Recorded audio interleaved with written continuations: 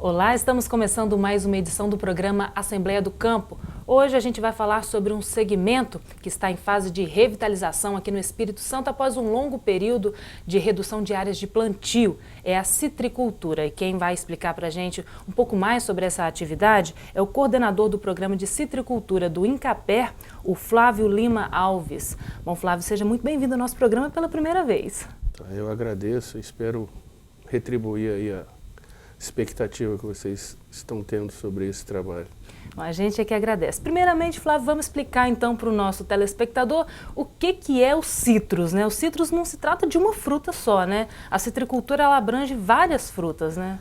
Na verdade, o citrus ele engloba 136 espécies, né? Entre laranjas, tangerinas, pomelos, grapefruits, cidras, uma série de outras. Mas o foco maior que nós damos no mercado mundial é a laranja, o limão, a tangerina, o limão verdadeiro, que não é o limão Tahiti, as mexericas, né, de modo geral, os grapefruit, que são os que têm mais poder de venda no mercado.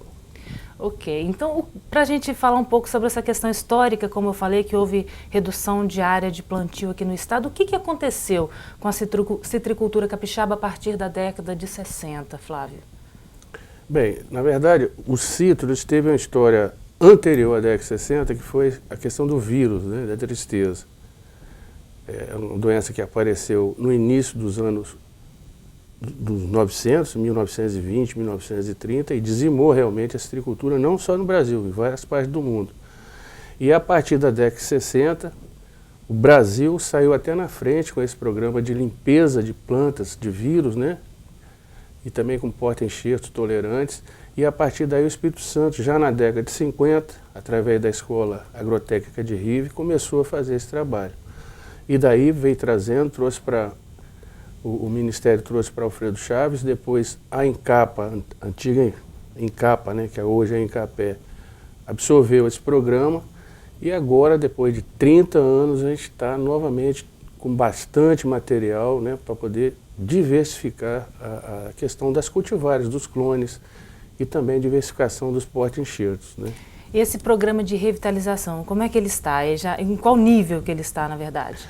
Ele é uma semente, né? Está jogando um embrião, nós estamos revitalizando também a nossa nova borbulheira, que é a partir da onde você tira as gemas para fazer as mudas, a questão do plantio de novas plantas para fornecer semente de porta-enxertos, diversificados, e também novas cultivares, né? Nós recomendamos 6 cultivares, agora nós vamos passar a recomendar outras, né? Isso é uma coisa que tem que ser devagar, porque senão também embola um pouco a cabeça do produtor, né? Quando o senhor fala de recomendação de cultivares, o senhor quer dizer recomendação dos melhores frutos que foram melhorados geneticamente, é isso? Na verdade, eles são bons, só que a gente tem que fazer um estudo de adaptação ao estado, depois o produtor testa e depois o consumidor nosso testa final. Porque não adianta você produzir e depois não ter para quem vender, né? Então precisa ter essas 3 etapas. A parte da pesquisa de adaptação, a parte da confirmação pelo produtor, que é importante que ele participe, e depois o teste do consumidor. É as 3 fases que a gente tem que completar. Por exemplo, nós estamos agora com um tangelo, que os produtores estão gostando, e tem 3 grapefruit, que é pomelos, né? Coisas até que nós começamos esse trabalho a partir da década de 50. Mas a gente não tem certeza se isso vai emplacar. Então a gente vai ter que confirmar os testes com os produtores e depois passar para os consumidores. Primeiro ver se vai ter uma boa produtividade, depois se o sabor, né? Que é o mais importante que a gente quer saber, se o sabor fica bom. A produtividade é excelente. O estado tem microclimas muito bons para a produção de frutos de diferentes espécies, diferentes qualidades. Agora precisa realmente de que cada lugar, a adaptação é específica, né? Não tem as mesmas condições. Linhares, por exemplo, Cachoeiro, Itarana, Itaguaçu, São Gabriel, Pinheiros, essas coisas mudam muito, né? Guaçuí, por exemplo. Então, o clima e o solo dão condições diferentes. Cada lugar é um lugar, né, mais propenso do que outro, seria isso? Exatamente. Além do que, a gente tem também os cavalos, né, onde você enxerta as mudas. Esse também imprime uma qualidade, melhora a fruta, produtividade, resistência à doença e praga. Isso tudo a gente está desagona agora, né? A ideia nossa é entre agora e até 2015 estar finalizando esse trabalho. Disse que essa questão do cultivo dos citros, ele é muito desigual em todo o Brasil. Há regiões que produzem muito e há regiões que produzem muito pouco ou nada. Como é que está o Espírito Santo nesse cenário aí? Nós temos que diferenciar as duas coisas. Uma, o brasileiro, ele prefere suco feito em casa. Ele é ávido por suco feito em casa. Mas nós temos a modernidade, que chegou com sucos, Tetra Pak, essa coisa toda. Mas o brasileiro prefere mais o suco feito em casa. São Paulo fez uma opção para exportação, né? São Paulo, Paraná, parte do Paraná e até Sergipe. Eles produzem para exportar. O resto do país é para ser consumido via suco caseiro, lanchonete, hotéis, pousadas, essas coisas todas. E a própria casa, né? Tem pesquisas que indicam que 90% do brasileiro prefere o suco caseiro, feito em casa. Ah, sim. Então é por isso que há essa desigualdade na produção. Desigualdade, exatamente. E o Espírito Santo, ele tem, assim, a gente tem como característica pequenos produtores, né? Diferente de São Paulo, por exemplo, que são grandes produtores. E como é que compete? Não dá para competir ou dá para competir mesmo assim? Não dá para competir, não é por questões de clima, de variedade, você entendeu? Produtividade, não. O problema é o volume de frutas que a indústria não absorve, que rechaça, esse volume de frutas vem e entra no mercado. Aí sim compete, de uma forma até desleal, porque a qualidade é muito inferior à fruta produzida aqui. Mas o nosso estado, pelas condições que tem e pela qualidade das frutas avaliadas ao longo desses anos todos, em diferentes regiões, produz frutas com um padrão muito superior até a São Paulo, com um índice tecnológico muito superior, entendeu? O senhor falou dessa questão da exportação, né? O Espírito Santo está um pouquinho longe, né? A gente acaba, na verdade, importando muito também de outros estados, né? Para exportar frutas cítricas para o exterior, nós temos uma limitação que é a mosca. Fruta natura, mosca das frutas. É uma limitação para São Paulo, inclusive. A questão do suco, nós não vamos competir. Não tem como competir com a indústria de São Paulo, porque a tradição é muito grande deles. Pode, sim, temos condição de produzir. Aí resta saber se o governo quer ou não fazer uma indústria de suco e produzir frutas para industrializar. Mas eu acho que o nosso objetivo maior é o nosso mercado, né? Mercado local, que tem condição de produzir frutas para poder fazer esse suco que a gente gosta, em hotéis, pousadas, na nossa própria casa. Demanda tem, né, Flávio? Muita demanda. O Estado importa 80% da laranja que consome. Então, essa laranja vem, em média, de 1.500 a 1.600 quilômetros de distância. É uma laranja que é colhida de uma forma totalmente errada. Joga-se no chão essa laranja, depois joga-se no caminhão, joga-se no silo, depois classifica, passa para o caminhão a granel novamente, chega aqui, reclassifica essa laranja. Ela toma mais ou menos 6 tombos até Fica chegar amarga, ao nosso né? mercado. Não, a laranja não amarga. Ela deteriora, ela perde as qualidades. Tá? Por isso que esse suco que a gente toma, às vezes vem na garrafinha, que é de fora, ele não é um suco tão gostoso. Tem gente que fala que o suco vem doce, é melhor. Não é porque ele já perdeu de tanta pancada que ele toma, ele perde até a condição natural da acidez. Então ele fala que o suco é mais doce. Na verdade, ele perdeu foi a qualidade. Vitaminas, né? A vitamina então vai embora. A vitamina C principal vai embora. Quanto que a gente está produzindo hoje, Flávio? O Estado produz de laranja em torno de 20 mil toneladas, 22 mil toneladas, né, de laranja.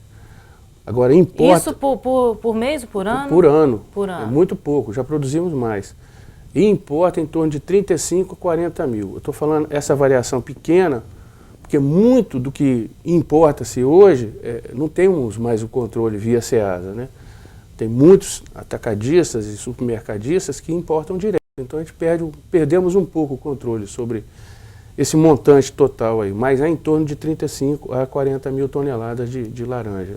E a questão da Poncã, né? A Poncã também está crescendo muito aqui. Como é que os produtores estão lidando com esse crescimento? Eles estão empolgados? A Poncã tem um problema com a Poncã, que é a concentração de safra. A gente sabe que ela tem um limite, até uma altitude de colheita, de retardamento de colheita, né? 900 metros, 950 metros, que dá para atrasar 1 mês, 2 meses a colheita. Mas em si, a grande massa da produção, ela coincide com um período que vai de maio até agosto, por aí, né? E aí o preço despenca, porque ela não tem um período de prateleira ou de durabilidade bom, ela perde a qualidade dela. É difícil conservar, melhor resumindo a conversa. Estraga rápido também. Estraga rápido, porque também existe defeitos na colheita. O produtor precisa evoluir o processo de colheita, né? Melhorar a forma de colher a Poncã, de colher através da tesoura, embalá-la direitinho para ela não tomar baque, porque ela é uma fruta meia fofa, né? Então, se acontece isso, ela perde a viabilidade dela em pouco tempo. O senhor tocou num ponto muito importante agora, Flávio, que é a questão das técnicas de produção, né? O que está faltando aos nossos produtores hoje? Está faltando informação ou eles não querem aprender? Ou o que está acontecendo? Não. O produtor não é falta de informação. Existe informação, o produtor participa, mas só que nossa ação do Estado, ela não é uma ação universal, ela não consegue atender todos, né? Mas nós temos hoje em torno de 20, 25% dos produtores do Estado são atendidos pelo sistema de extensão do nosso Estado, pesquisa e extensão, né? Agora, para atender todo mundo, precisaria um contingente muito maior, né, de técnicos, né, especializados. Mas nós estamos caminhando, nós estamos levando, né, a própria integração das instituições tem ajudado a melhorar essa ação de assistência, né, os cursos, né, os dias de campo. A gente tem feito, tem melhorado. Além do que, a gente também está tentando diversificar variedades, né? Mas aí aquilo que a gente tinha comentado, nós vamos precisar testar com o consumidor para saber que existe uma série de híbridos de tangerinas e também de cavalos que retarda, que atrasa a colheita, né, que melhora a qualidade, que dá mais durabilidade à fruta, ela fica mais compacta. Mas isso aí tudo depende de pesquisa e de aceitação, como eu te disse. A Poncã é uma fruta que todo mundo aprecia, né? A mexerica, a Poncã. Eu acho que deveria também trabalhar um pouco mais a diversificação no sentido das mexericas, né? O Estado, através do Incapé e de outras instituições, tem feito trabalho de trazer material. Nós temos uma coleção enorme de citros no Estado, com 169 genótipos, né? Que a gente está tentando levar para o município de Venda Nova do Imigrante, que tem um monte de tangelo, tangore, que são parentes das tangerinas, né? Parentes da Poncã. A gente espera, num período de curto prazo, poder estar diversificando, inclusive com variedades resistentes a uma doença que ataca, que é a alternária, que está atacando a Poncã, que está inclusive comprometendo o custo. Também nesse sentido, esses novos materiais poderão vir a resolver, ou resolver em parte o problema, né? Bom, Flávio, daqui a pouquinho então a gente continua o nosso bate-papo. Vamos para um rápido intervalo, mas você não saia daí. O Assembleia do Campo volta já.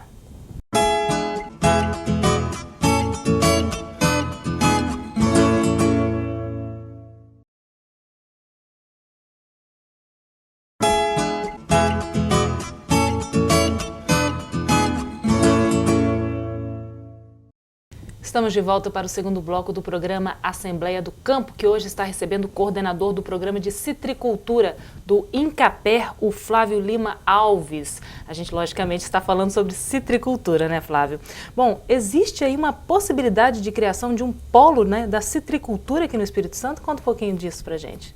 Bem, na verdade, nós pretendemos, né, o Estado pretende a divisão de vários polos, como tem já o de Tangerina, na região serrana, com sede em Conceição de Castelo, Venda Nova, Domingo Martins, Unis Freire, essa região toda ali. E também a questão do limão, a região de Tarana, né, Itaguaçu, pega aquela São Roque, Colatina, parte de Baixo Guandu, por aí. Temos ainda a questão da laranja, que nós estamos querendo focar o município de Jerônimo Monteiro, a região sul do estado, né, Sul Caparaó. Jerônimo Monteiro, pegar toda a região dos municípios do Caparaó, Guaçuí, Divino, Dores, Bitirama, Batiba, toda esses municípios. A questão das mudas cítricas, aproveitando uma tradição que já há mais de 50, 60, 70 anos, que é a região de Santa Maria, Santa Teresa, Santa Leopoldina, aquilo já é de bisavós, né, precisa ser apoiado pelo Estado. A produção de mudas, né? De mudas, ali se produz variavelmente 200 mil até 600 mil mudas a R$2 que eles comercializam, são 1 milhão e pancada, né, de dinheiro que movimenta. E também a parte de laranja dos grandes empresários na região norte, laranja para suco, né, caseiro. Então tem esses estudos aí para serem concretizados. Em cima, baseado em pesquisas, porque nós temos pesquisas praticamente em todas essas regiões, desde a década de 80. Como é que vai ficar então essa questão do polo, né? Parece que há um incentivo para se colocar a produção de cada fruta em cada região. O polo ficaria onde? Não, na verdade não é um polo. Ah, são não é um polo polos. físico, não, né? Não. São vários polos, cada um com uma característica. Por exemplo, a gente quer pegar a região do Caparaó, que é uma região praticamente livre de praga e doença, e fazer uma fruta de mesa. As baías nobres, né? As tangerinas também. Mas isso não quer dizer que Domingo Martim, Venda Nova, não possa produzir também as laranjas baías nobres, que também tem uma força muito forte com a questão do agroturismo. E a questão de Linhares, por exemplo, é a facilidade da topografia, por exemplo, para fazer extratos culturais, colheita, essa coisa toda. E os projetos são maiores, as áreas são mais extensas, né? A questão do limão já é uma tradição da região de Itarana, de produzir limão, inclusive na entre safra. Expandir, e lá em Itarana a gente ainda tem uma proposta, né, que já está sendo levada a efeito, que é a questão da troca do cavalo, a troca do limão galego pelo citromelo, para resistência de doença, né? O senhor falou da questão de a região sul tem poucas, né, doenças, né? A região não está, ela está um pouco livre, né, de algumas doenças. A região alta do Caparaó, sim. É importante o senhor falar dessa questão das doenças. Hoje, qual é o principal problema, né, que o Espírito Santo enfrenta na produção de citros com relação à praga, né?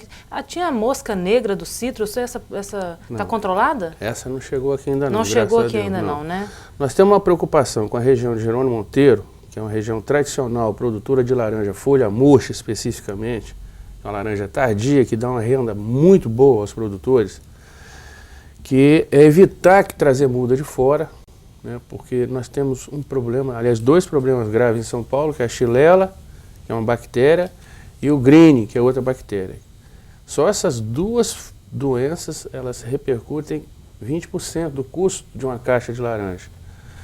Então elas são gravíssimas doenças que nós não podemos permitir trazer. Por quê? Porque Jerônimo Monteiro está se soerguendo, né, devagarzinho, com muita capacitação, com muito apelo aos produtores, a Arugem, que é a associação que tem lá, que congrega os produtores. Nós estamos fazendo um trabalho junto com o ICAPé para revitalizar mesmo a citricultura de Jerônimo Monteiro. Ali já se chegou a uma renda anual de quase $2 milhões, né? É um município, uma região, micro-região, muito promissora para a fruta da laranja tardia.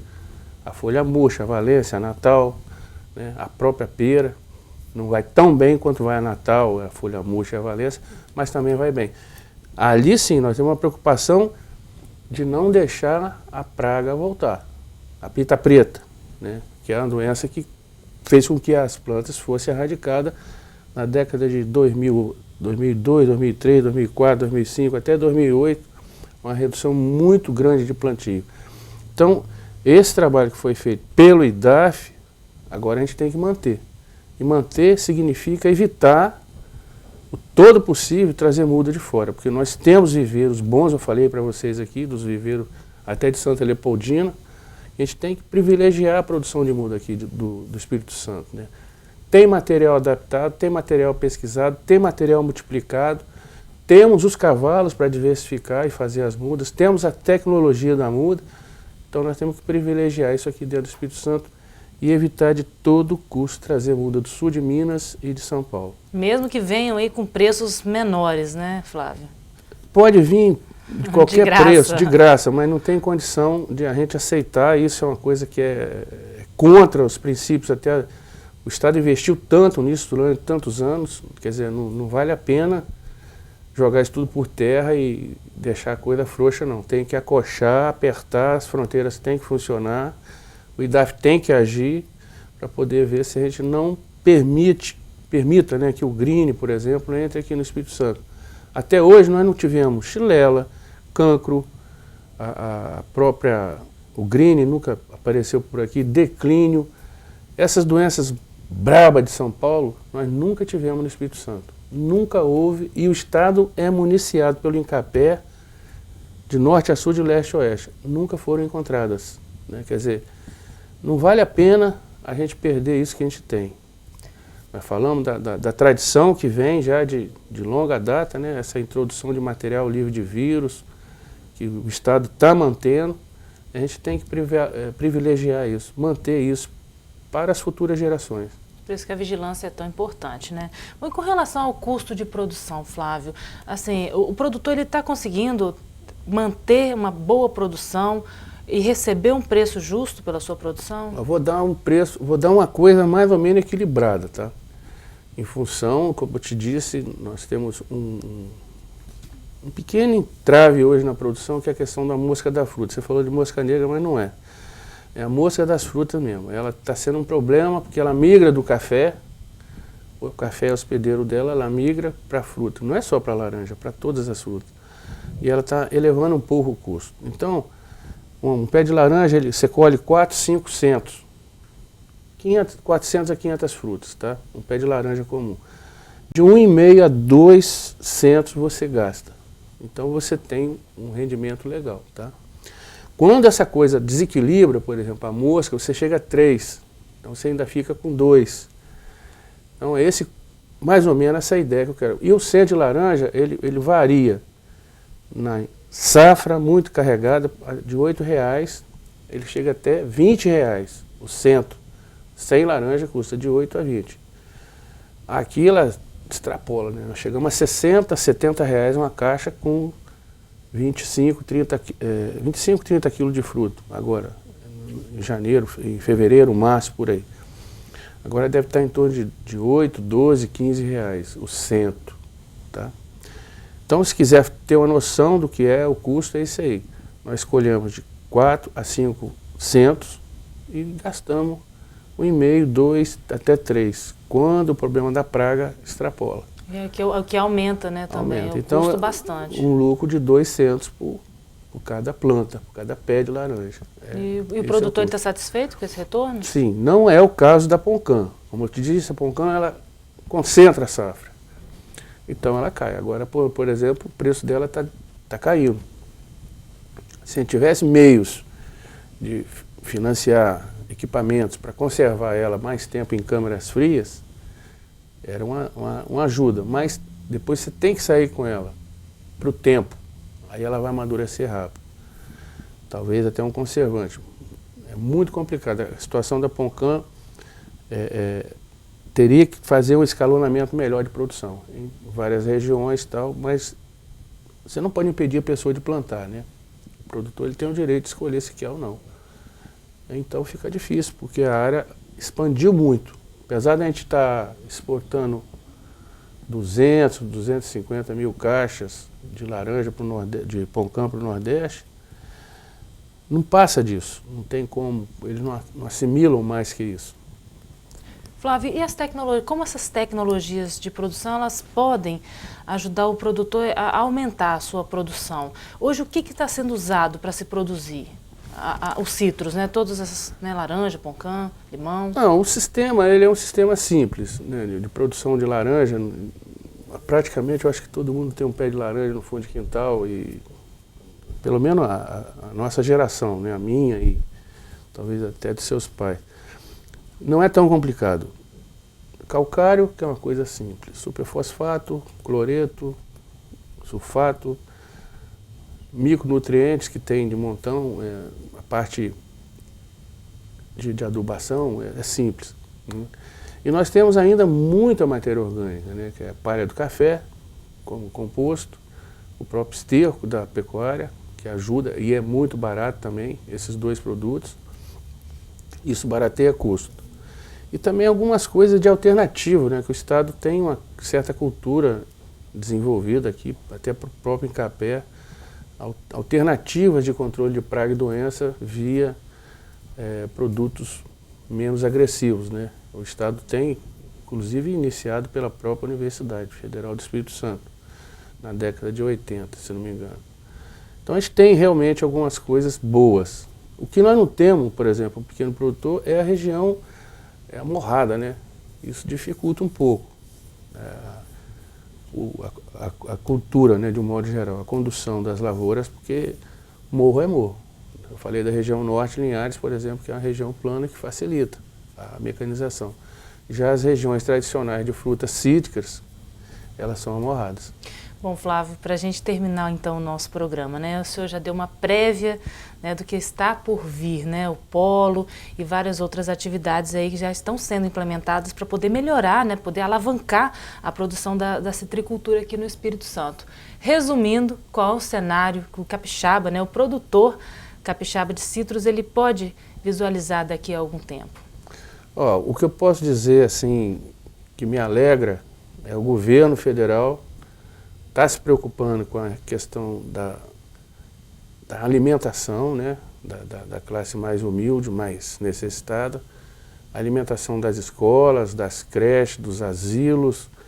De uma forma geral, isso aí representa um mercado muito grande, tá? Eu acho que isso é uma coisa que une o país todo. Ele combate a miséria mesmo, combate a pobreza. Isso, para mim, no meu ponto de vista, representa um mercado muito grande para todos os municípios do estado, para todos os produtores, de um modo geral, de fruta, não é só de laranja, para todas as espécies que são produzidas no Espírito Santo.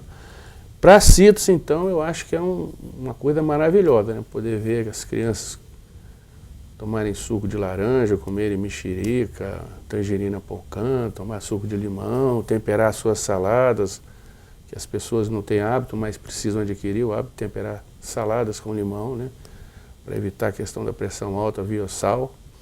Então eu tenho, assim, uma expectativa muito boa, que eu acho que o país está no rumo certo, né, essa questão de priorizar, né, a alimentação do povo via essa questão de a produção local ficar no local. Então isso permite que vários outros produtores, inclusive, possam expandir, né, para outras atividades, inclusive com os citros. Ok, Flávio, olha, muito obrigada pela sua colaboração aqui conosco, né, esclarecendo aí as nossas dúvidas sobre essa atividade que vai, né, ser uma grande atividade no Espírito Santo dentro de pouco tempo. Muito obrigada, viu? Eu é que agradeço, estamos à disposição no Incapé.